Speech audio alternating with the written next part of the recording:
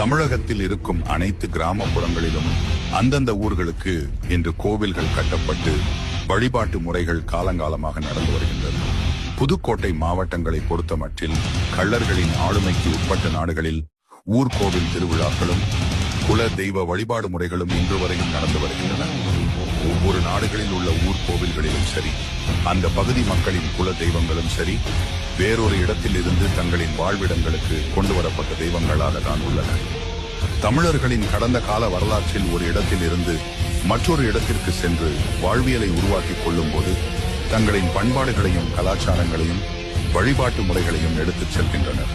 மேலும் சோழ மண்டலமும் பாண்டிய மண்டலமும் எல்லைக்குட்பட்ட பகுதியில் அமைந்திருக்கும் தானவ நாடும் ஆலங்குடி நாடும் தங்களின் கடந்த கால வரலாறுகளை இன்றளவும் தாங்கி நிற்கின்றன. மேலும் கானாடு கோனாடு போரில் பங்கு பெற்றவர்களான தானவ நாடு தாய் கிராமத்தில் ஒன்றான கொத்தமங்கலத்தில் இருக்கும் முத்துமாரியம்மன் கோவில் சாமி சிலையானது ஆலங்குடி நாட்டார்களின் குலதெய்வமாக உள்ள கல்லாலங்குடி முத்துமாரியம்மன் சாமி சிலையை தான் கொத்தமங்கலம் கிராமத்திற்கு கொண்டு வந்து கோவில் கட்டி வணங்கி வருகிறார்கள்.